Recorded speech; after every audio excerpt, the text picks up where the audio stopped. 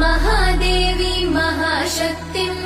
भवानीं भववल्लभां भवातिभञ्जनकरीं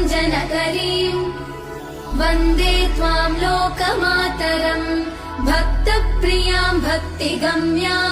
भक्तानां कीर्तिवाधिकां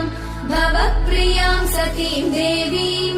वन्दे त्वां भक्तवत्सलाम् अन्नपूर्णां सदा पूर्णां पार्वतीं पर्वपूजितां महेश्वरीं वृषारूढां वन्दे त्वां परमेश्वरीं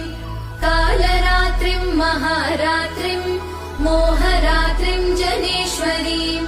शिवकान्तां शम्भुशक्तिं वन्दे त्वां जननीमुमां जगत्कर्त्रीं जगद्धात्रीं जगत्संहारकां